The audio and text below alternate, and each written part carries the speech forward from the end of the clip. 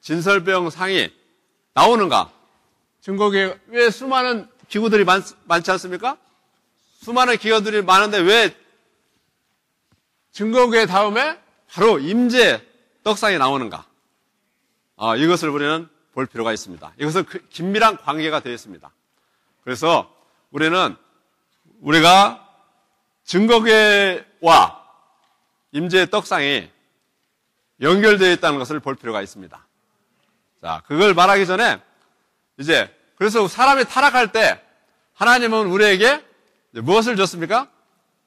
그 다음에 율법을 주었습니다. 출애굽기 20장에서 23장은 이제 계시 안에서 우리에게 율법을 계시하고, 율법의 하는 기능은 무엇입니까? 주로 하나님의 높은 표준에 근거하여서 사람들에게 요구하는 것입니다. 그렇죠? 하나님의 표현이 될 수 있도록 율법은 우리가 하나님이 그런 표준에 도달하기를 요구하는 거죠. 그러나 하나의 기능은, 그러나 우리가 그 높은 표준에 도달할 수 없죠. 도달하기 어렵습니다. 그래서 하나님은 율법의 높은 표준을 도달할 수 있는 것을 길을 주셨습니다. 그래서 그 다음에 출애굽기 25장부터 34장은 그 다음에 나오는 것이 무엇입니까? 장막이 나옵니다.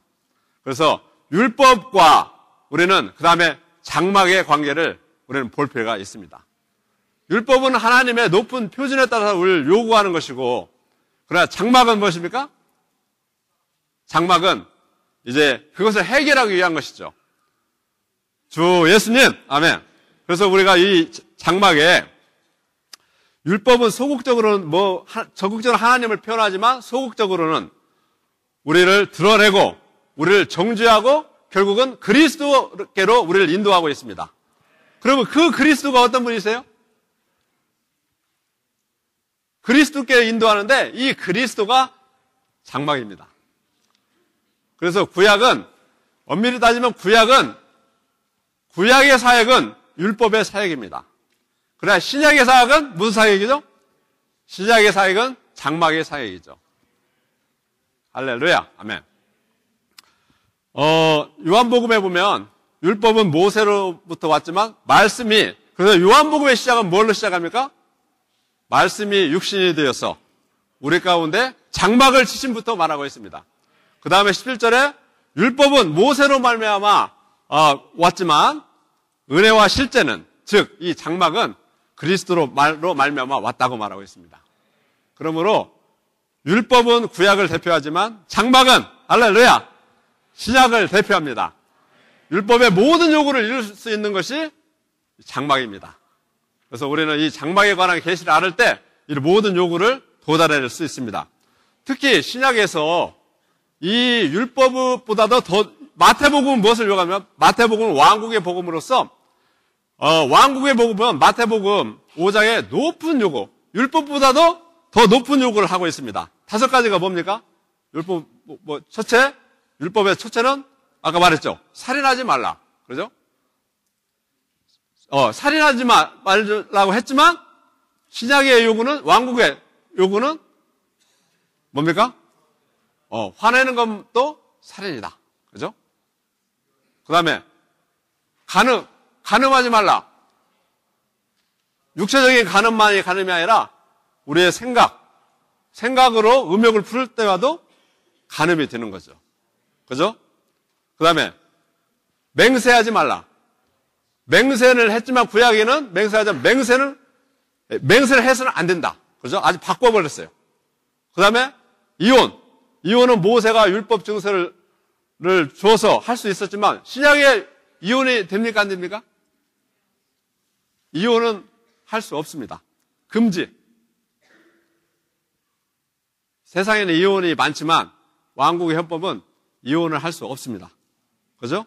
악한 자에 대해서 눈은 눈으로, 이는 이로 하라고 했지만 신약은 뭡니까? 네. 왼밤을 대주면 오른밤을 대주고. 아멘. 그죠? 겉옷을 날면 속옷까지 줘라. 이것이 왕국의 높은 요구입니다. 그 다음에 또한 마지막으로 뭐죠? 원수를 미워하고 이웃을 사랑하라 했지만 너는 원수를 사랑하고 너를 핍박하는 자를 위해서 그를 위해서 기도하라고 말했습니다. 율법의 요구보다 왕국의 헌법은 더 높아졌습니다. 율법을 지킬 수도 없는데 신약의 요구는 왕국의 헌법은 더 높아졌습니다. 그렇죠? 그러면 이것을 어떻게 해요? 우리는 할 수 없습니다. 주님만 하십니다. 라고 끝나서는 안 되죠. 왜? 우리가 다음에 천국의 실제 안에 오고 왕국의 나타남 안에 들어가려면 반드시 이러한 수준에 도달해야 됩니다. 그럼 어떻게 하면 누가 도달할 수 있는가? 아까 성령님이 말씀하셨죠? 누가 도달할 수 있습니까? 스데반이. 예수님은 그렇다 치고 스데반이 도달했습니다. 그죠? 자기를 위해서 돌을 맞을 때 죄를 저들에게 돌리지 말라고 기도했습니다. 그것은 아까 그 원수를 사랑하고 그들을 위해서 기도하라는 그 율법을 이루어낸 것입니다. 그러나 바울은 내게 능력 주시는 자 안에서 모든 것을 할 수 있다고 말합니다. 그래서 이 모든 요구를 우리는 반드시 이루어내야 됩니다. 그런데 마태복음은 이 천국의 높은 요구를 요구하고 있지만 그것에 해답은 없어요. 어디에 있습니까? 요한복음에 있습니다. 요한복음의 시작은 장막으로 시작하는 것입니다. 그래서 우리는 이 장막이 우리가 들어갈 수 있는 하나님, 요한복음에 우리는 이 해결책이 있음을 감사합니다. 할렐루야. 우리가 여기 성막의 그림이지만 실은 우리 주 예수님이 어떻게 생기셨는지 아세요? 우리 예수님의 구조가 이렇게 생겼습니다. 그렇죠? 주 예수님. 아멘. 그래서 그분은 이제 우리 안에 오셨죠. 오늘 장막을 쳐서 우리 안에 오셨지만 아직은 그분은 하나님을 표현하고 나타냈지만 우리가 가까이 계시고 우리 가운데 계신 분이시지만 아직 들어갈 수 있는 분은 아니셨습니다. 그죠? 십자가에 가셔서 그분이 십자가에 돌아가실 때 그 휘장이 찢어졌죠. 그죠? 그 휘장은 히브리서 10장 20절에 뭘 말합니까? 이 우리 앞에 있는 새롭고 산 길이 있는데 휘장 가운데서 열어놓은 새롭고 산 길인데 이 휘장은 그분의 육체라고 말하고 있습니다. 그 육체가 찢어질 때 이제 우리에게 열린 길이 새롭고 산 길이 열어지게 되었습니다. 우리는 이제 그 휘장 안으로 들어갈 수 있습니다. 이제 그분은 이제 죽고 부활하셔서 이제 우리 안에 오실 수 있는 그 영이 되셨죠. 아멘. 주 예수님, 아멘. 이런 분이 계심을 감사합니다. 이제 휘장으로서. 그래서 요한복음 14장에 보면, 아버지의 집을 말하면서 내 아버지 집에는 거할 곳이 많다고 하고 6절에서는 내가 곧 길이요 실제요 생명이니 나로 밟지 않고는 아버지께로 올 자가 없느니라 말하고 있습니다. 그래서 빌립이 우리가 아버지를 좀 보여주십시오. 아버지, 너는 나와 그렇게 오랫동안 같이 있는데 아버지를 보여달라 하느냐. 아버지는 내 안에 있고 나는 아버지 안에 있다. 내가 곧 길이요 실제요 생명인데 어디로 인도합니까? 아버지께로 인도하는데 아버지가 어디에 계십니까? 아버지가 어디 계세요? 아버지가 그리스도 안에 계십니다. 결국은 사람들을 어디로 이끕니까? 그분 자신 안으로 이끄는 거죠. 그분이 장막이시기 때문에. 그래서 요한복음에는 10장에서 아버지는 내 안에, 나는 아버지 안에 계시다. 그 다음에 16절, 17절에서는 이제 실제의 영이 오시면 모든 실제 가운데로 우리를 인도하실 것이다. 20절에 그날에는 아버지께서 내 안에, 너희가 내 안에, 내가 너희 안에 있는 것을 너희가 알리라. 이제 그분은 우리를 그분 자신 안으로 실제 영이 되셔 오셔서 이제 그분 자신 안으로 넣으셔서 그분이 우리와 상호 거처를 하기를 원하십니다. 이제 주님은 우리에게서 준비되셨습니다. 우리가 들어오기를 기다리고 전에는 성육신당의 단계에서는 그분과 함께 있었지만 우리는 들어갈 수 있는 분이 아니셨죠. 그러나 이제 그분은 죽고 부활하셔서 이제 우리가 들어갈 수 있는 하나님 오늘도 기다리고 계십니다. 왜? 형제 자매님들이 들어오시기를 기다리고 계십니다. 주 예수님, 아멘. 그래서 그러면 우리가 들어갈 때 이제 우리가 그 높은 요구를 이루었는데 이제 계율을 한번 보겠습니다. 아멘. 자, 임재의 떡상 등잔대가 있습니다. 아멘. 자, 한번 읽어보죠. 로마서 1번 임재의 떡상. 아멘. 증거궤와 임재의 떡상. 여기는 A번은 증거궤와 임재의 떡상을 말하고 있습니다. 여기 중요한 요점이 있는데요. 증거궤는 무엇을 위함입니까? 하나님의 간증을 위한 것이며 임재의 떡상은 우리의 영양분을 위한 것이다. 아멘. 그래서 이 간증을 위한 것이지만 이 임재의 떡상은 우리에게 영양부이신 그분 자신을 공급해서 우리가 그 간증에 도달하게 하는 것입니다. 2번 한번 읽어보겠습니다. 아멘.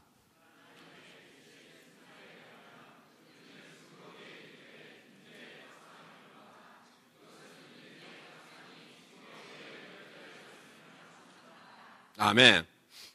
이 임재의 떡상이 증거계와 어떻게 연결되는가? 우리가 화해 덮개이신 그리스도, 아까 전시회 봤죠?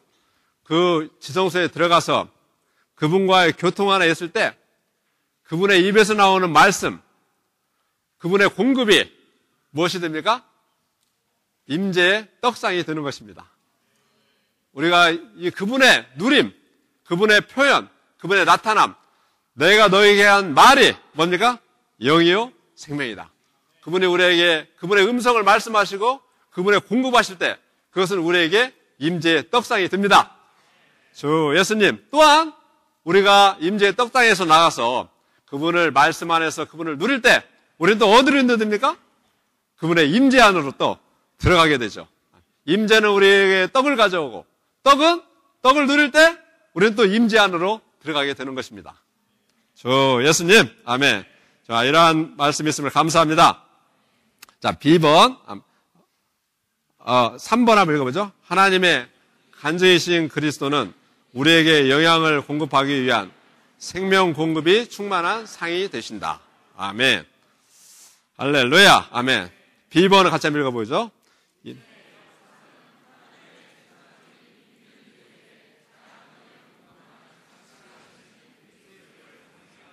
아멘. 여기는 임재의 떡상은 아멘. 하나님의 제사장들인 믿는 이들에게 자양분을 공급하는 잔치가 되시는 그리스도를 상징합니다. 이 임재의 떡상은 밖에 있는 일반적인 믿는 이들이 개인적으로 광야에서 누리는 그러한 만나가 아니라 이것은 건축된 성도들 안에서 공급되시는 삼위 하나님이십니다. 그럼으로써 우리가 백성 가운데 있을 뿐 아니라 개인적인 누리는 이런 것이 아니라 우리는 누릴 뿐 아니라 단체적으로 건축된 교회 안에서 이러한 상으로서 그리스도를 누릴 필요가 있습니다. 이럴 때 우리는 제사장이 될 수 있고 우리는 하나님을 합당하게 섬길 수가 있습니다. 주 예수님 아멘. 그 다음에 쭉 가서요. 1, 3, 4, 5, 6번은요. 이제 같이 한번 개인적으로 읽어보시기 바랍니다. 형제님들 1절, 자매들 1절 돌아가면서 한번 읽어보겠습니다. 아멘.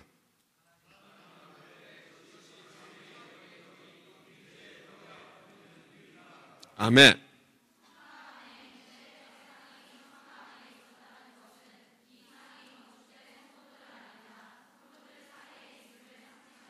아멘.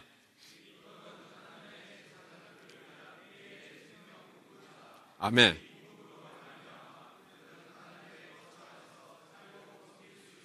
아멘.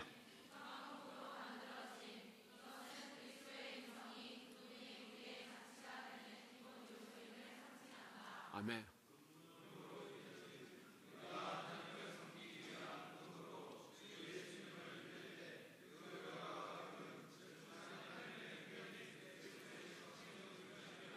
아멘.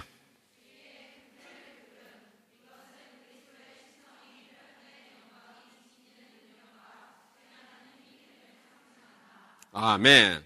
7번 크기 제가 읽겠습니다. 크기 2규빗의 길이와 1규빗의 넓이 간증을 산출하기 위한 그리스도의 완전하고 온전한 생명 공급을 상징한다.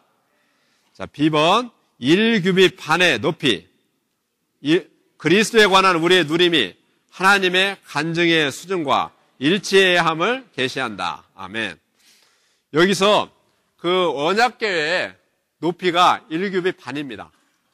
또한 그럴 뿐 아니라 우리가 임재의 떡상도 높이가 1.5규빗으로 동일합니다. 이것은 아주 중요한 의미를 갖는데 우리의 그렇죠?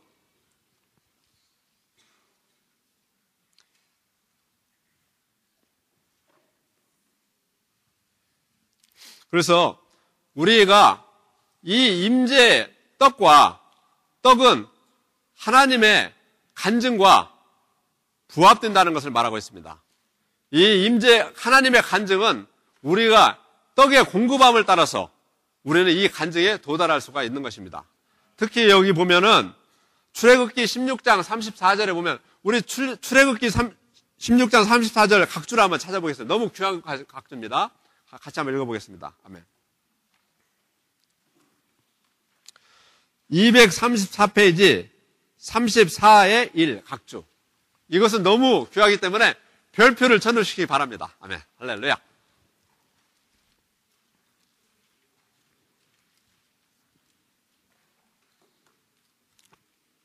우리 말씀을 한번 읽어보고 한번 찾아보겠습니다.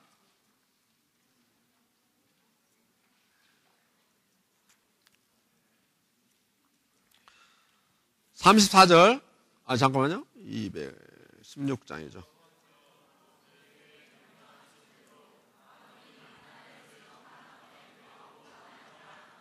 아멘. 여호와께서 모세에게 명령하신 대로 아론이 만나를 증거판 앞에 두어 보관하였다.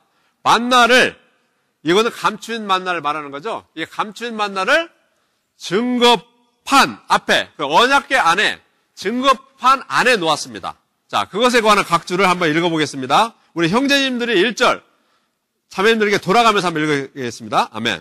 한번 읽어보시죠. 아멘.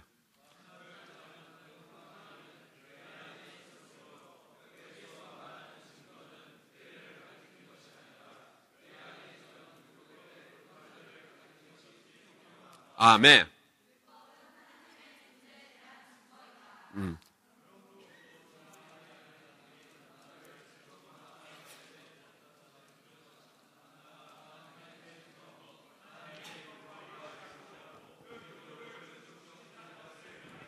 아멘.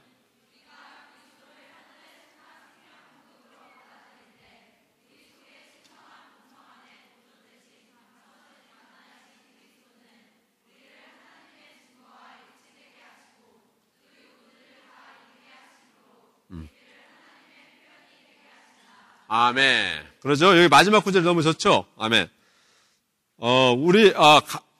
우리 속에 신성한 본성 안에 보존되신 감추이신 만나이신 그리스도는 우리를 하나님의 증거와 일치되게 하시고 그 요구들을 어떻게 합니까? 다 이루게 하심으로써 우리를 하나님의 표현이 되게 하신다. 그러므로 이 율법에, 왜 율법의 돌판 앞에 감추인 만나를 두었는가? 그것은 이 감추인 만나가 이 율법의 요구를 이룰 수 있다는 것을 나타내고 있습니다. 주 예수님, 아멘. 살아계신 아버지께서, 그죠? 57절, 요한복음 6장 57절, 살아계신 아버지께서 나를 보내시면 내가 아버지로 인하여 사는 것 같이 어떤 사람? 그렇죠. 나를 먹는 그 사람은 어떻게 나로 말미암아 살리라. 여기서 나로 말미암아 사는 것. 이거 because of라는데요. 이 말미암아 산다는 것은 우리가 밥을 먹고 호흡을 하면서 사는 것처럼 그분이 없이는 살 수 없다는 것을 말하는 것이죠. 우리가 그분을 이런 식으로 먹어야만이 그로 말미암아 우리는 하나님을 살아낼 수가 있습니다. 주 예수님, 아멘. 여기서 그래서 이렇게 우리가 하나님의 증거와 일치되는 삶을 살 때 로마서 8장 4절에서 뭡니까? 율법이 육신으로 말미암아서 연약하여 할 수 없는 것을 어떻게 보면 하나님은 하시죠. 그렇죠? 그래서 어떻게 하십니까? 이 율법이 연약해서 우리의 요구를 이루지만 우리가 율법을 지켜서 하는 것이 아니라 영을 쫓아 행하는 우리에게 어떠죠? 율법의 의로운 요구가 이루어지게 하는 것이죠. 그래서 우리가 율법의 높은 표준을 이루는 것은 우리가 지키려고 하는 것이 아니라 그 영을 쫓아 행할 때 그 신성한 생명의 공급에 의해서 우리는 율법의 모든 요구를 이루어낼 수가 있습니다. 주 예수님, 그렇게 할 때 아까 형님 말씀하셨죠? 마태복음 5장 48절에서 아버지, 하늘에 계신 아버지께서 온전하신 것과 같이 여러분도 온전하십시오. 우리가 어떻게 온전해질 수 있습니까? 우리가 그분을 먹음으로 말미암아 우리는 그분께 온전해질 수 있습니다. 유일한 길은 먹는 길입니다.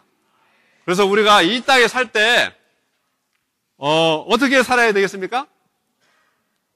우리가 세상 사람들은 다 세상으로 나가죠. 그러나 버가목교회 이기는 사람들은 어디로 갑니까? 우리는 지성소 안으로, 휘장 안으로 오늘 들어갈 필요가 있습니다. 휘장 안에 들어가서 감추인 만나를 먹을 때 율법의 요구가 이루어질 수가 있습니다. 주 예수님, 오늘 아침에 지성소 안으로 들어가신 분, 주님의 임재를 누리신 분 한번 손 들어보세요.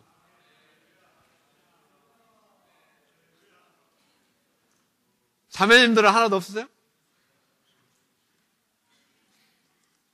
우리는 매일 아침에 우리는 지성소 안으로, 휘장 안으로, 얼굴의 떡 안으로 가기 원합니다. 주 예수님, 좀 이따 어떻게 하는가 한번 좀 보겠습니다. 자, 주 예수님, 넘기기 바랍니다. 자, 주 예수님, 아멘.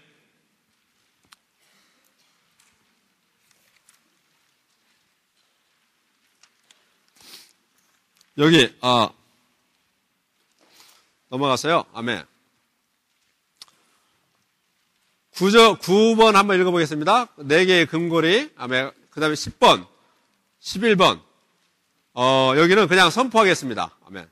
9번, 1번 A, B, C 형제 자매님도 한번 돌아가면서 11번까지 한번 읽어보겠습니다. 아멘.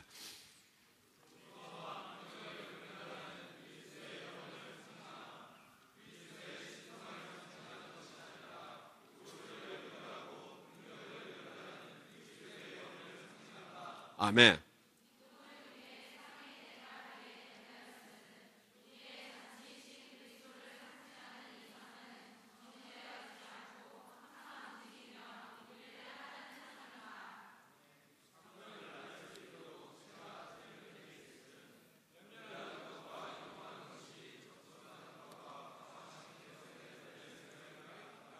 잠깐요. 시간이 없기 때문에 거기 읽어보시고요. 이제 10번. 임재의 떡은 하나님의 제사장들에게 생명을 공급하시는 그리스도를 상징한다. 여기서 1번을 읽어보시죠. 이게 중요합니다. 1번. 형제님들 읽어보겠습니다. 시작.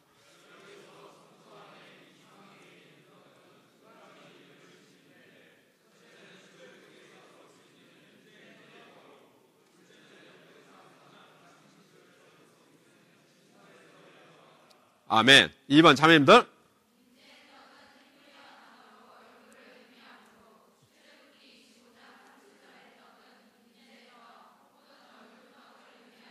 아멘.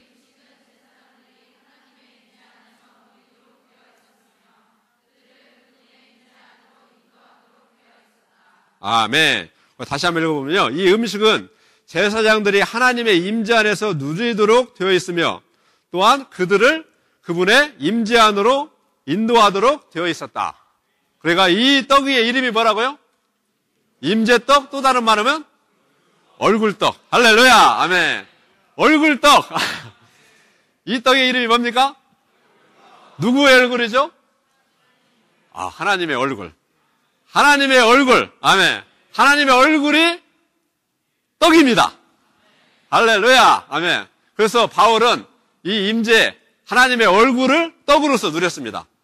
고린도후서 2장 10절에 보면 내가 사람들을 용서하는 것은 그리스도의 인격 안에서 용서한다고 했는데 그 인격이라는 말이 그 그리스도의 얼굴이라는 말입니다. 특히 눈 언저리, 예? 얼굴을 말하는데 바울이 말하는 것은 이 그리스도를 그 하나님의 얼굴을 임재의 떡을 바울은 매일매일 누렸습니다. 그래서 바울이 4장 6절에서 어둠 가운데 빛이 비추리다 하신 그 하나님께서 예수 그리스도의 어디에? 얼굴에 있는, 아멘. 예수 그리스도의 얼굴에 있는 하나님의 영광을 아는 빛을 어디에 비추고 있습니까? 우리 마음에 비추고 있습니다. 아멘. 이렇게 마음에 비추고 있을 때 우리는 어떻게 했습니까? 우리는 요한복음 3장 17절에 우리가 수건을 벗은 얼굴로 우리가 오늘도 주님은 그분의 얼굴을 우리의 마음에 비추고 계십니다. 그럴 때 우리는 어떻게 해야 되시죠? 우리가 수건을 벗은 얼굴로 아멘 그분을 영광을 주목하고 반사할 필요가 있습니다. 그렇죠? 우리는 오늘도 수건이 뭐라 했습니다. 수건이? 수건? 거기 각질 읽어보시면 저번에 우리가 지난번 겨울 훈련집에서 여름 훈련집에서 했죠? 그 수건이 뭐예요? 기억나시는 분 수건이 뭡니까? 주 예수님 두 분 나와보세요. 수건을 벗어다 잃어버렸어. 수건이 뭐예요? 두 분 나와보세요. 우리는 너무나 빨리 잊어버리기 때문에 올라오세요. 수건이 뭔지 보여드리겠습니다. 서보세요. 자, 이 형제님이 주님이십니다. 구세현 형제님이 이제 주님을 접촉하는데 주의 이름을 부를 때 어떻게 부르냐? 아침에 일어나서 어떻게 부르죠? 자, 주 예수님. 아멘. 다시 한번 크게 불러보세요. 주 예수님. 그런데 별로 주님이 안 나타나죠? 그러죠? 그러면 한 30분을 부르다가 별로 반응이 없어요. 그런데 조금, 왜 안 나타나냐? 이 마음에, 주 예수님을 부르지만, 오늘, 뭔 생각하죠, 주로? 일어나면.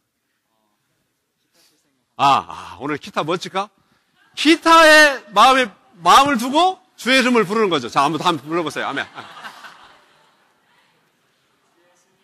아멘. 주 예수님 하지만 마음에는 기타. 한번 더 크게 불러보세요. 주 예수님. 기타. 크게, 다시 한번 더 크게. 주 예수님. 어떤 노래 부를까? 그러죠? 이렇게 할 때 이것이 뭡니까? 기타가 수건이 되는 거죠. 그죠? 계속 불러보다가 조금 이따 좀 돌이키죠. 너무 안 되니까 그냥 조금 돌아왔습니다. 여기서 또 불러보니까 자, 한번 불러보세요. 아멘. 조금 더 가까이 왔으면. 주 예수님. 다시 한번 더 크게. 주 예수님. 그래도 아직 안 나타나죠? 근데 무슨 생각하고 있어요, 그 다음에? 많이 하는 생각입니다. 찬송 뭐 부를까 생각합니다. 아멘. 그럼 주 예수님 부르지만 찬송에 뺏겠어요. 아멘. 주님을 만질 수가 없죠. 그죠? 그죠? 네. 한 번 더 불러보세요. 아멘. 주 예수님. 아멘. 그래도 주님이 나타나지 않습니다. 그죠?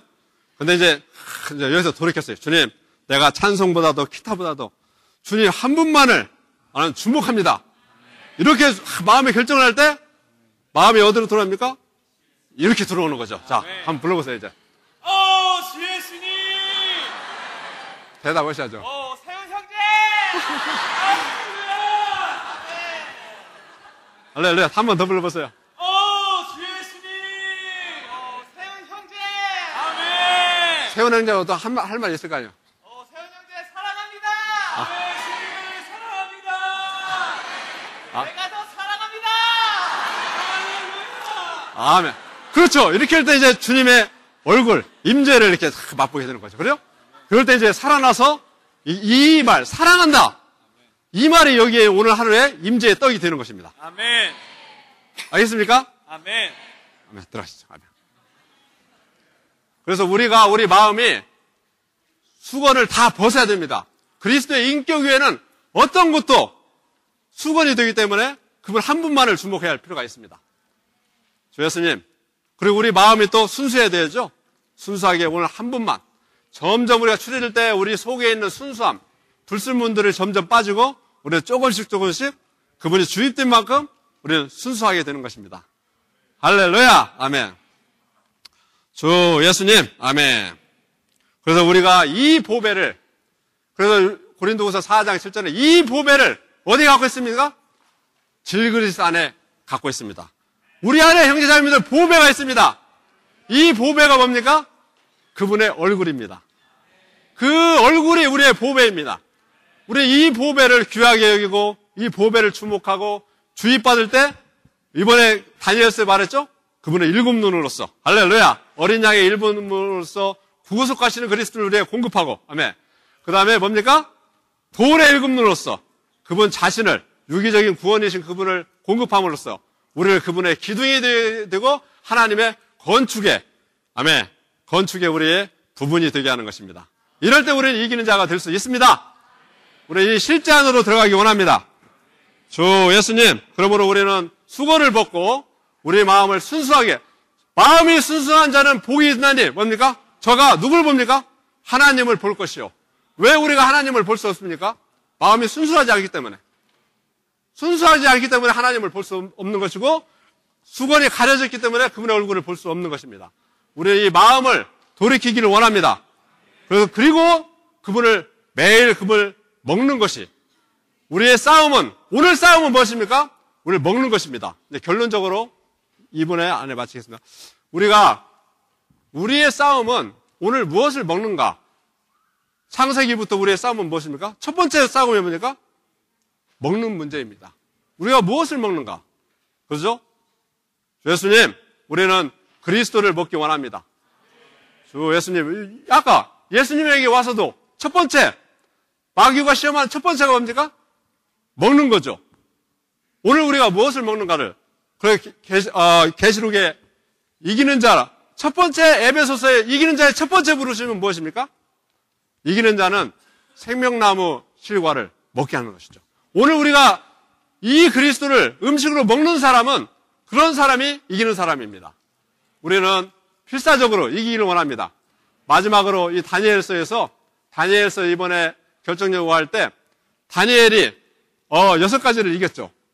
그러나 1장에서 이기는 자 다니엘이 이긴 첫 번째가 뭡니까? 왕의 진미. 그죠?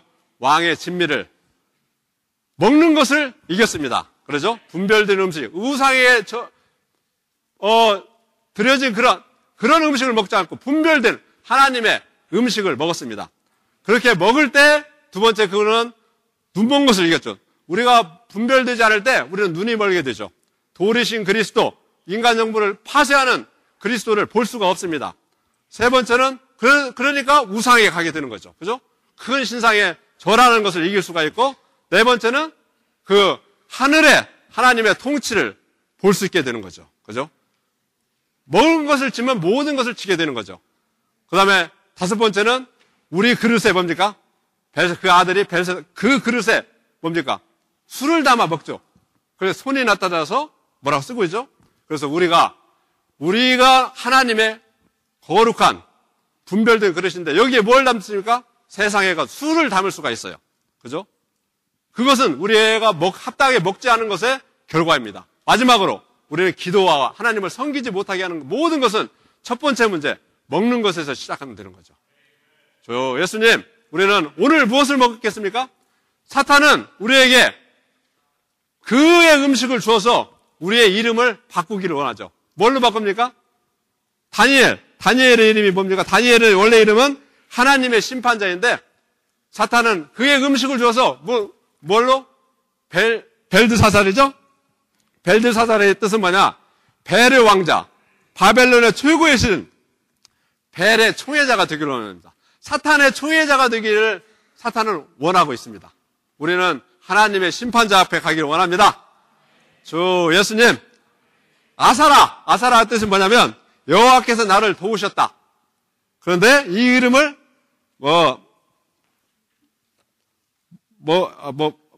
뭘로 배웠죠? 아벤느고, 그러죠? 불의 신, 네고의 신실한 종. 여러분은 불의 신, 네고의 신실한 종이 되기 원하세요? 우리는 하나님의 종이 되기 원합니다. 주 예수님, 오늘도 우리가 잘못하면 스마트폰의 신실한 종이 될 수 있습니다. 우리의 모든 시간이 신성한 생명을 분배받기보다는 이러한 스마트폰에서 합당하지 않은 것을 분배받을 수가 있습니다. 우리는 첫 번째 얘기할, 매일매일 얘기할 것, 주 예수님, 먹는 것을 이기기 원합니다. 주 먹고 마셔 주 누리기 원하네. 주님을 찬양합니다. 이제 30분 남았습니다. 30분이 지나면 즐거운 점심시간. 조금만 참으세요. 아멘. 우리가 학교에서 강의를 들을 때하고 여러분이 집회 가운데서 말씀을 들을 때하고 뭐가 차이가 있나요? 무슨 차이 있어요?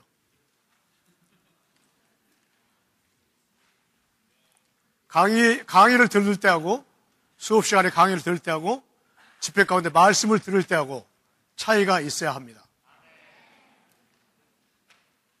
강의를 들을 때는 집중하고 우리 혼과 생각을 잘 집중해서 들어야 되죠. 그래서 교수님이 핵심적인 것을 말할 때 놓치지 않게 되죠. 그러니까 우리가 하나님 앞에서 말씀을 들을 때는 우리 깊은 속에 영을 사용해야 합니다. 만일 우리가 영을 사용하지 않고 강의 듣는 것처럼 동일하게 우리 혼만 사용한다면 어떤 말씀을 이해는 할 수 있지만 우리 깊은 속에서 내 존재를 만질 수는 없어요.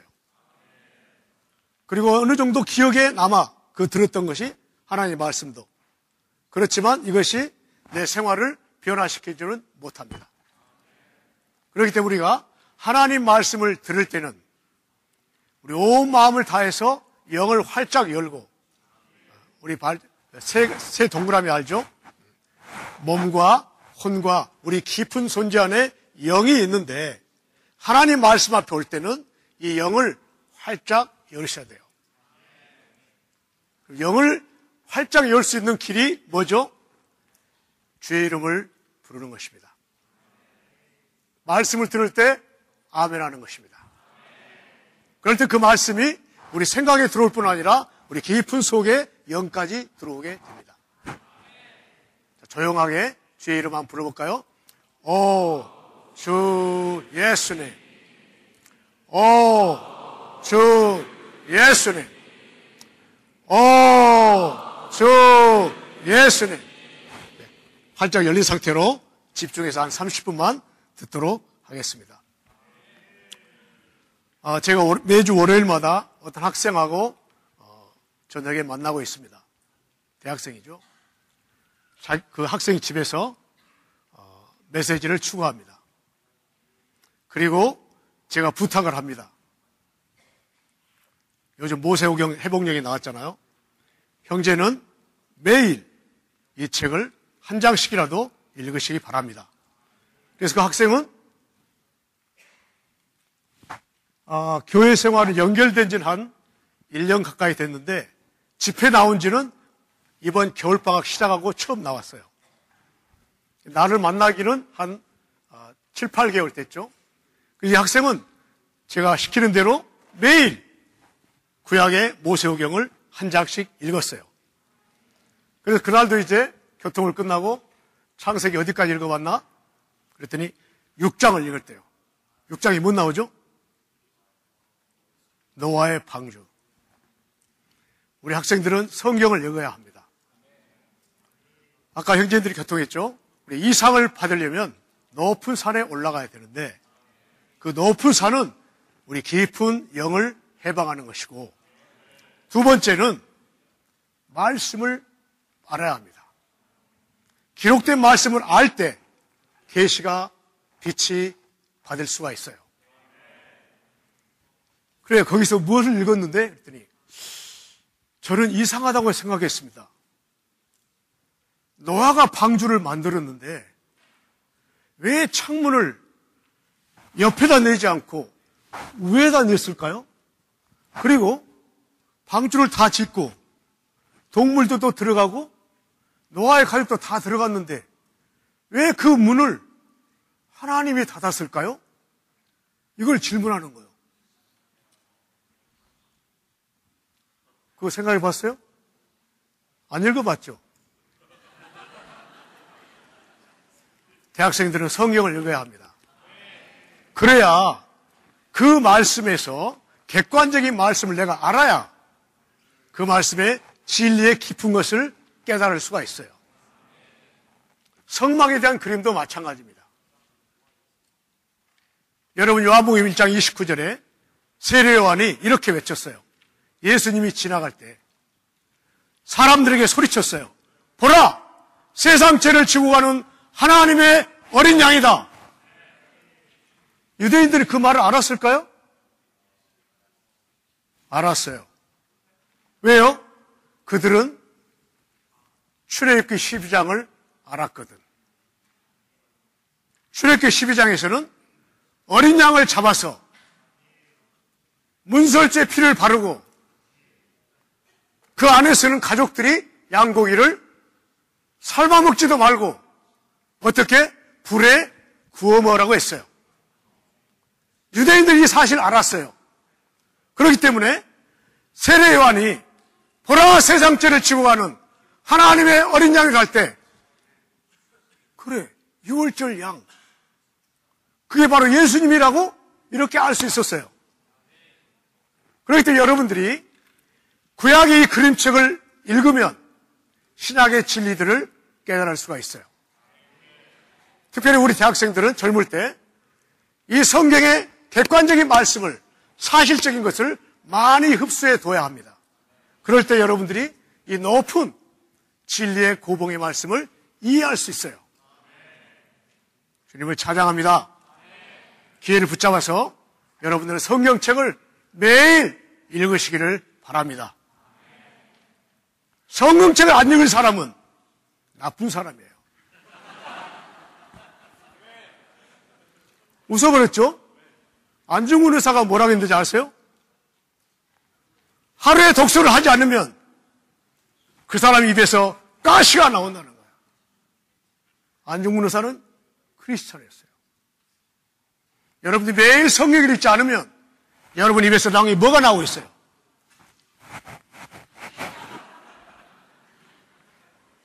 매일 성경을 읽으시길 바랍니다. 제가 교통할 부분은 시간이 많이 지났는데 이 그림이 정확하지 않아요. 좀 더 정확하게 한다면 이 금등잔대의 그림은 나무처럼 생겼어요. 내가 살짝 그려봤어. 이렇게 나무처럼 생겼어요. 이건 확실하지 않아요. 저렇게 안 생겼어요. 나무처럼 생겼어요. 금나무. 그런데 이것을 촛대라고도 해요. 그런데 촛대는 장발장이 훔쳐간 장발장. 장발장이 일단 그 촛불을 켜는 촛대가 아니에요. 이거는. 그 다음에 등대라고 하는데 등대도 아니에요. 이건 등대적이 바닷가에 서 있는 등대도 아니에요. 이거는 뭐예요? 금으로 된 골든 램 스탠. 아시겠어요? 램 스탠이요.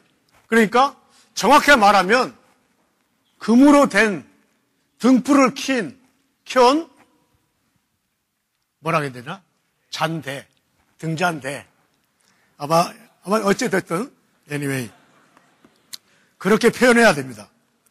그런데 이 등잔대는 자 개요로 들어가요. 개요. A번 다 같이 읽읍시다. 삼일 하나님의 표현. 다시 한번 삼일 하나님의 표현. 여보세요. 어디 갔지? 예. 이것을 누가 삼일 하나님이라고 말할 수 있어요? 이건 비밀이에요. 이것은 너무나 비밀이에요. 누가 이것을 가지고 성경학자들은 이것을 아무도 삼일 하나님이라고 말하지 않았어요.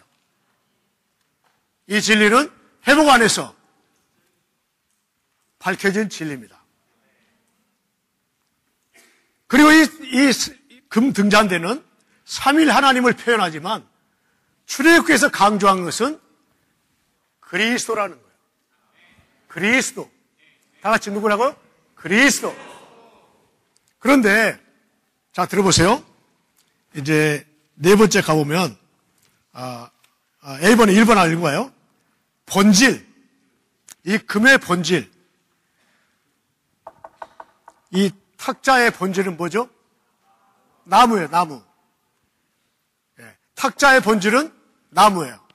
그런데 이 금등잔대의 본질은 뭐예요? 금이에요.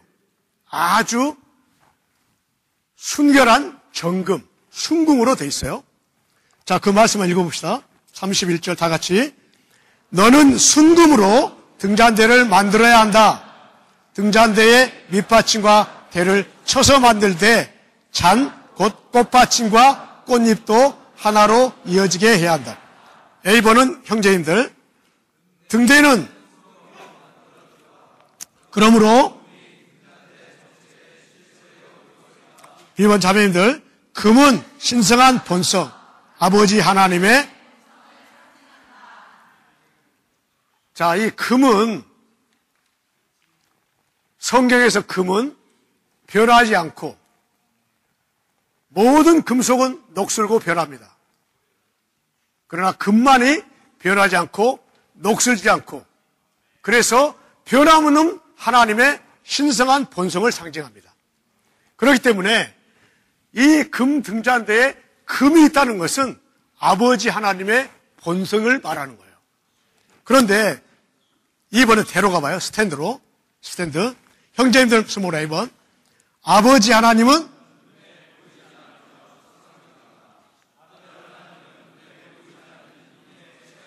아멘.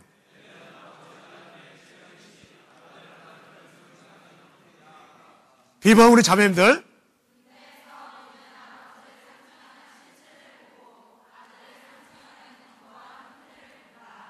이 금 등잔대는 본래는 금덩어리였어요. 금덩어리. 하나의 덩어리였어요. 근데 그것은 사실로 말하면 보이지가 않았어요. 하나님은 보이지 않아요. 디모데전서 6장을 보면 우리 하나님은 홀로 계시고 전능하신 분이십니다. 그리고 만왕의 왕이시고 만주의 주이세요. 그런데 오직 그분에게만 죽지 아니하면 있어요. 다른 것은 다 죽어요. 하나님만이 죽지 않는 생명을 가지고 있어. 그런데 이분은 가까이 가지 못할 빛 가운데 계세요. 그리고 아무도 본 사람이 없고 누구도 그분을 볼 수가 없어요. 금이신 아버지는 보이지가 않아요. 그런데 스탠드, 이 대는 금덩어리로 뭔가를 형체를 만들어놨어요. 무슨 말이에요? 보이지 않는 하나님께서 육신을 입고 보이는 형태로 금 등잔대로 나타났다는 거예요. 금 등잔대는 누구예요 그럼? 아들 예수 그리스도를 말한다는 거예요. 놀랍죠?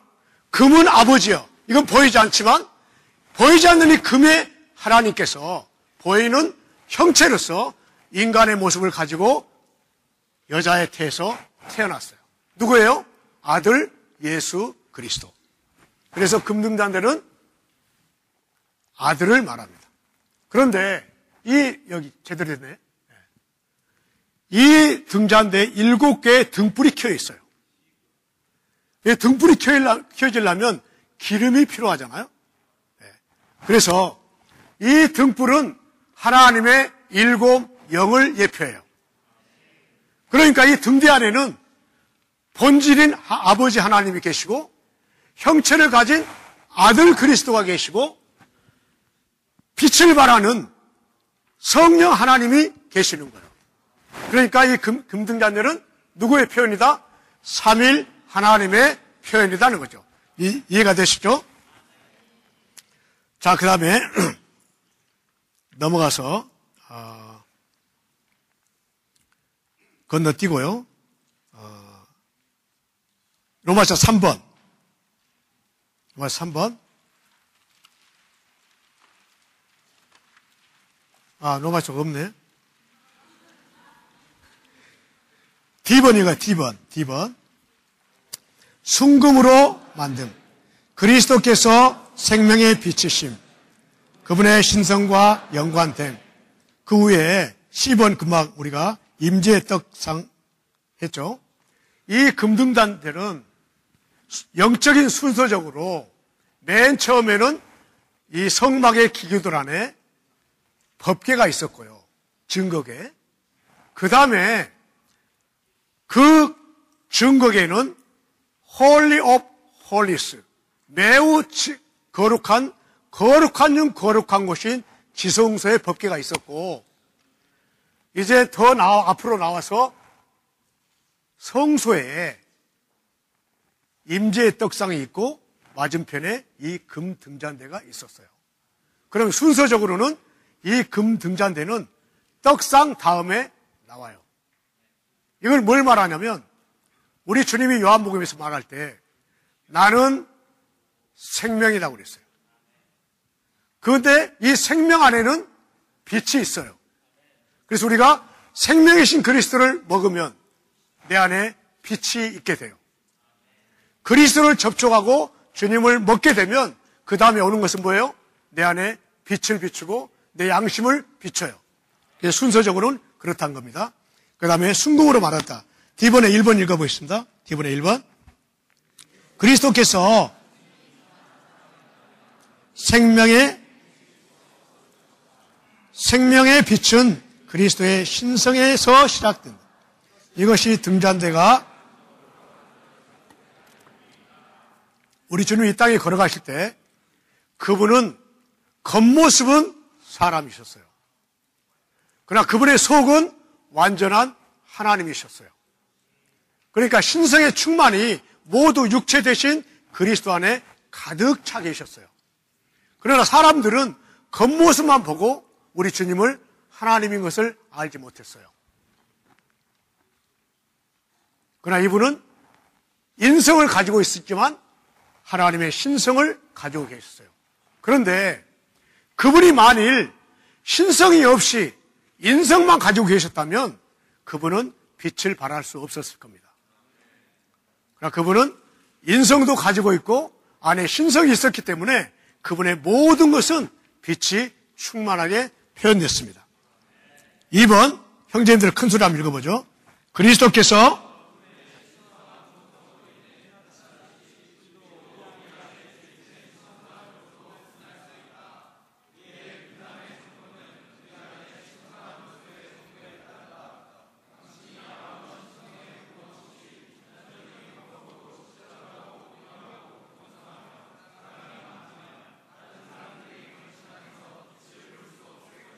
아멘.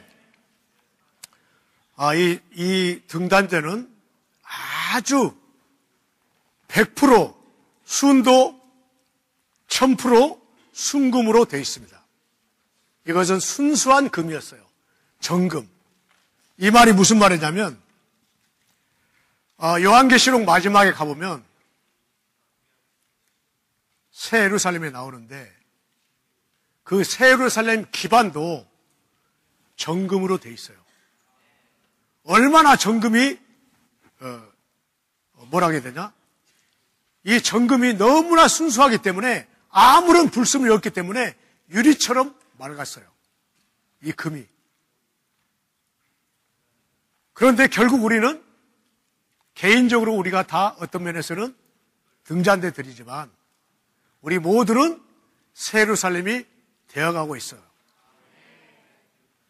우리 모두는 흙으로 만들어진 사람이었지만 거듭나서 이제 금의 성분이 우리 안에 점점 많아지고 있고 결국 우리는 금의 성이 될 것입니다. 그런데요, 아직 우리가 순수하지 않아요. 아까 형제님들 교통했죠. 마음이 순수한 사람은 복이 있다. 왜냐하면 그들이 하나님을 만나볼 것이기 때문입니다. 랑켄카 선생님이 이 등대에 대해서 말씀을 전하시면서 교회 안에 봉사할 때 두 가지 큰 문제가 있는데 첫 번째 문제는 우리 모두가 흙으로 된 천연적인 사람이기 때문에 일하는 방식이나 어떤 모든 것들이 다 천연적인 것이 문제다. 그리고 두 번째 문제는 순수하지 않는 문제. 이게 우리를 어렵게 하고 교회 생활을 어렵게 한다는 거예요. 그럼 순수하다는 게 뭐냐? 순수한 것은 자기 자신의 유익을 구하지 않는 것입니다. 오직 하나님의 영광을 위해서 하나님만 기쁘게 하는 마음만 가지고 하나님을 섬기는 것이지 나의 입지, 나의 권리, 나의 영역을 추구할 때 우리는 순수한 사람이 아니라는 거예요. 한 번은 랑켄가 선생님하고 여러 형제들이 모인 장소에 어떤 형제님이 명단을 가져왔어요. 리스트. 그런데 명단을 가졌기 때문에 이름이 다 써있을 거 아니에요. 홍길동, 김아무개 다 써있는데 어떤 형제님의 이름이 자기 이름이 제일 밑에 써있었거든. 이 형제님이 화가 났어요. 아니, 내 이름이 왜 제일 밑에 있냐고요. 이것은 나와 내 가족을 못 오가는 것이다. 그렇게 말했다는 거예요. 왜 그러냐면 그 명단은 이메일 주소 명단이었어요. 근데 이 형제님은 이메일이 없었어요. 그러니까 그냥 단순하게 이메일이 없으니까 맨 밑에다 그냥 이름만 써놨어. 이걸 뭘 말해요? 순수하지 않는 거죠. 여러분 이름이 맨 끝에 써 있어. 나는 4학년인데 왜 내 이름 제일 밑에 써놨어? 1학년은 밑에 위에 있고. 이걸 뭘 말해요? 우리가 순수하지 않기 때문에 작은 일에 마음 상한다는 거예요. 이 금등잔대는 아주 순결한 순금으로 돼 있고 우리도 점점 순금이 많아져서 금의 성이 되어가고 있습니다. 우리가 얼마나 매일매일 순금이신 주님을 먹고 마셔야 우리 안에 흙의 성분이 재지고 금의 성분만 남아서 마음이 순수한 사람이 될 수 있겠습니까? 이것이 금등잔대에 순금으로 만들었다는 깊은 의미입니다. 그래서 우리는 순수한 것을 훈련하시기 바랍니다. 작은 것에 마음 상해. 왜요? 내가 옳기 때문에 틀린 사람을 못 받아요. 나는 정확한데 시간 안 지킨 사람을 받질 못해. 그리고 나는 조금이라도 손해를 볼 수가 없어. 이런 것들은 다 순수함에서 문제가 있는 거죠. 넘어가죠. 그 다음에 2번 쳐서 만듦. 등잔대 밑받침과 대를 쳐서 만들고. 자매들 1번.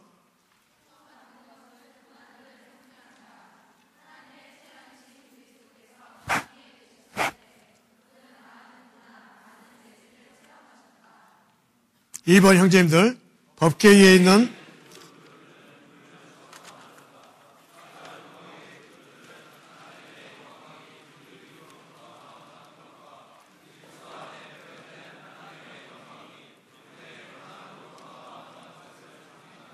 아멘. 이 금을 아마 처음에는 약간 큰 망치로 이것을 예를 들면 금을 녹여서 이 모양 형틀에다가 부어버리면 만들기가 쉬워요. 근데 그렇게 만들지 않았어요. 이 금을 덩어리째 그대로 치고 세공해서 이렇게 만들었어요. 얼마나 오랫동안 기다렸겠어요? 이 금이 1달란트야. 굉장히 무겁습니다. 45kg. 맞습니까, 형님들? 40. 네. 이렇게 큰, 그래서 아까 형제님도 그랬지만, 아까 법궤 뚜껑도 칠 수가 없죠? 이 금 등잔대도 칠 수가 없어요. 얼마나 큰지를 몰라요. 이것을 전부 다 세공해서 만들었어요. 아마 처음에는 좀 큰 망치로, 나중에는 아주 작은 망치로 이렇게 했을 거예요. 이걸 뭘 예표하냐면 우리 주님께서 빛을 발하기 위해서는 고난받는 생활을 필요로 했다는 거예요. 우리 모두는 고난이 싫잖아. 고난이 없으면 빛이 없어요. 어떤 사람이 빛이 나는 줄 아세요? 고난을 통과한 사람. 망치질 당한 사람이 빛이 나요. 그래서 형제님이 이렇게 말했어요. 우리가 고난을 오라고 할 수는 필요 없다. 오라고 할 수는 없지만 이 고난이 올 때 이것을 원망하거나 싫어하지 말고 주님 안에서 잘 견딜 수 있어야 된다는 거예요. 그럴 때 우리는 등대가 될 수 있어요. 빛을 빌 수가 있어요. 그래서 우리가 어떤 어려움이나 아무런 두들김도 체험할 수가 없다면 우리는 빛을 발할 수가 없다는 거예요. 이 등대는 쳐서 만들어졌다. 이것을 깊이 인식하시기를 바랍니다. 그 다음에 마지막으로 성장하는 나무 한번 읽읍시다. 성장하는 나무. 성장하는 금나무. 다 같이 등잔대는 사실 꽃받침과 꽃송이가 있는 나무다. 이 보세요. 이건 한글의 금나무입니다. 여러분도 금나무들입니다. 여러분한테 금의 본성인 하나님의 신성한 생명이 있습니다. 그런데 이 나무는, 모든 나무들은 어디가 뿌리가 있어요? 흙에서 영양분을 섭취해. 그런데 이 금나무는 흙에서 영양분을 섭취하지 않습니다. 어디서? 하늘에서. 여러분 안에 금나무가 자라려면 매일매일 하늘에 속한 영양분을 흡수해야 합니다. 우리가 왜 아침 부흥합니까? 왜 우리가 집회 생활합니까? 매일매일 금의 성분을 흡수하기 위해서. 그럴 때 우리는 자랄 수가 있습니다. 1번 자매님들,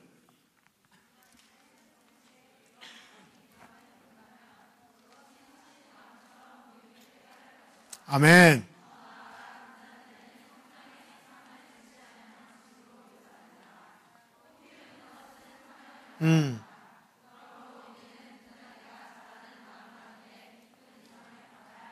이번 형제님들,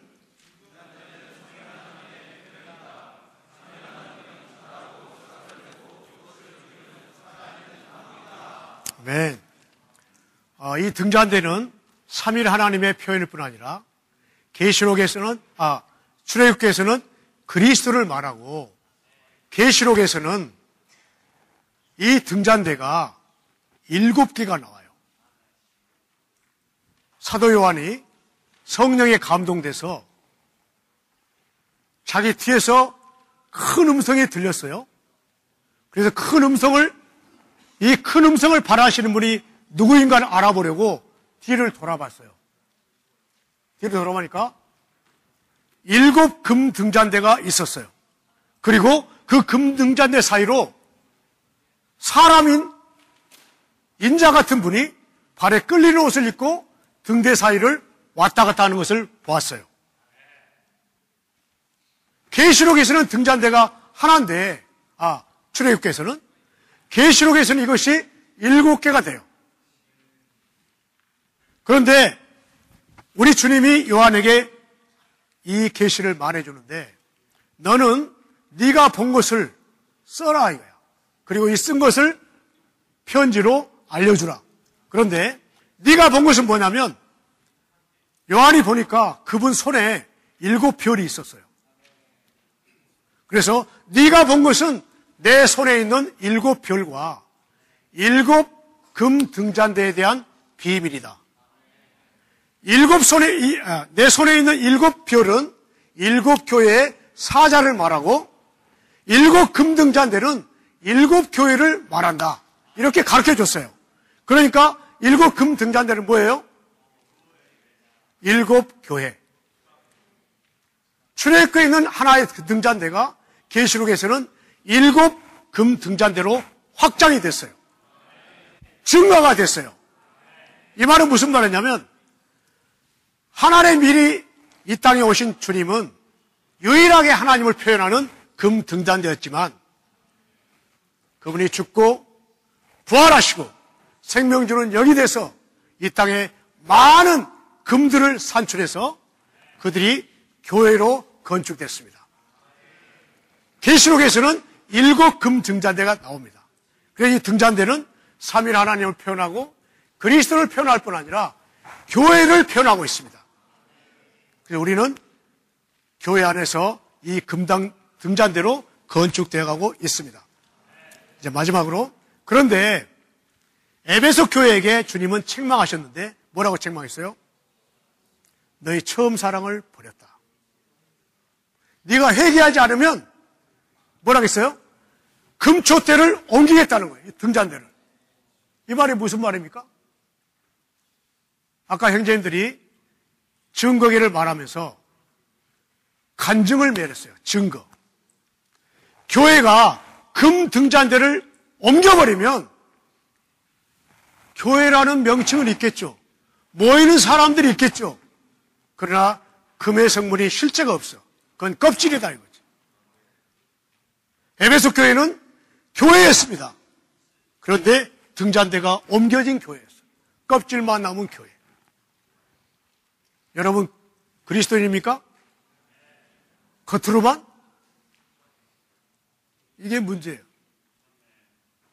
나는 크리스찬입니다. 근데 내 안에 금의 성물이 없어져 버리면 나는 이름만 믿는이다. 한 가지만 하고 마치겠습니다. 다니엘과 세 친구는 포로 생활 가운데서 모든 사람이 우상의 재물을 먹고 모든 사람이 금신상에 절할 때 다니엘과 세 친구는 목숨이 죽은 한이 있더라도 우상의 재물을 먹지 않고 사자굴에 빠지는 한이 있더라도 금신상에 절하지 않았어요. 이 사람들이 누굽니까? 포로 생활 가운데 있는, 우상 가운데 있는 하나님의 간증들이었습니다. 간증, 증거. 그러므로 이 금 등잔대는 예수의 간증을 말합니다. 우리 모두도 각자도 예수의 간증이 되어야 합니다. 예수의 증거가 되어야 합니다.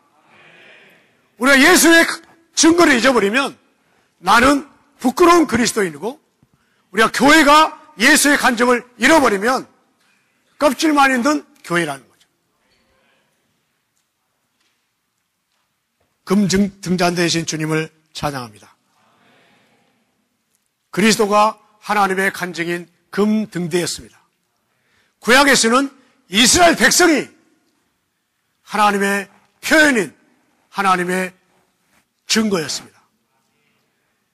오늘날은 교회가 이 땅에서 하나님의 증거입니다.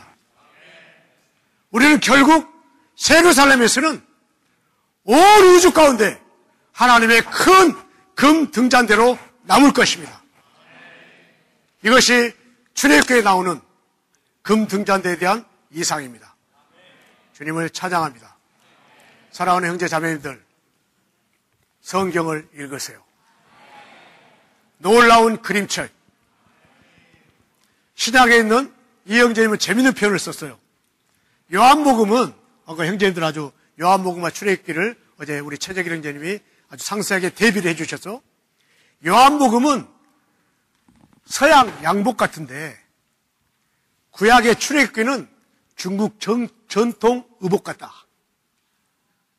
그런데 신약의 이 양복의 어떤 걸 잘 알려면 중국 정통 복장을 알아야 돼.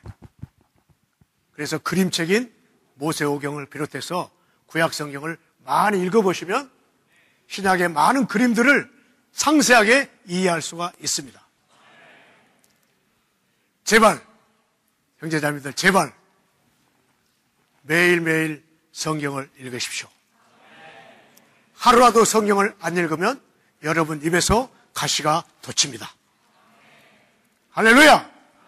마치겠습니다. 아멘. 주님 찬양합니다. 출애굽기에서 우리가 볼 수 있는 것은 하나님의 마음의 갈망이며 하나님의 완전한 구원의 목표인 하나님의 건축입니다. 우리가 이것은 이 출애굽기에 하나님의 건축의 예표인 성막의 그림을 보여주고 있기 때문입니다.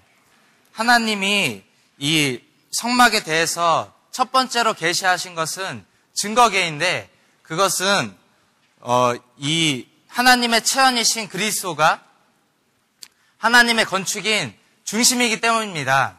그리고 두 번째로 계시하신 것은 바로 임재의 떡상입니다. 이것은 우리 안에 그리스도가 있을 뿐만 아니라 임재의 떡상에서 그리스도를 누려야 하는 것을 말하고 있습니다. 아마 그리스도를 먹으면서 누리기 원합니다. 이 출애굽기 16장에서 만나이신 그리스도가 나오는데 이 만나는 광야에서 먹는 것입니다. 그러나 이 임재의 떡상에서 누리는 이 떡은 성막에서 누리는 것입니다. 오늘날 영적인 의미에서 우리 모든 믿는 이들은 제사장들이죠. 그래서 우리는 이 성막 안에서 이 그리스도를 누려야 합니다. 그러나 오늘날 이 타락한 상황이 우리를 이 제사장으로서 살 수 없게 합니다. 그럼으로써 우리는 이 광야에 있을 뿐만 아니라 이 성막 안에 들어가서 그리스도를 누려야 하는 것입니다. 우리가 그리스도를 누릴 때 우리에게 수건이 제해지게 될 것이고 우리가 그분의 얼굴을 보면서 그리스도를 누리게 될 것입니다. 그럴 때 우리에게 빛비춤이 있게 될 것입니다. 여기에 등잔대의 그림이 있습니다. 이 등잔대는 삼일 하나님의 표현이라고 하였습니다. 그러나 출애굽기에서 강조하는 것은 여기에 등잔대가 그리스도라는 것입니다. 이 출애굽기에서 7 등불로 나타난 이 하나님의 7 영으로서 빛을 비추시는 삼일 하나님의 체언이요 표현인 그리스도가 있습니다. 이 등잔대는 구약에서 확대되고 강화되어 계시록에서 이 등잔대가 교회가 되었습니다. 오늘날 교회는 우리가 등잔대이며 삼일 하나님을 표현하는 것입니다. 정말 표현하기 원합니다. 그리스도를 먹고 누림으로써 우리가 삼일 하나님을 더 표현하기 원합니다.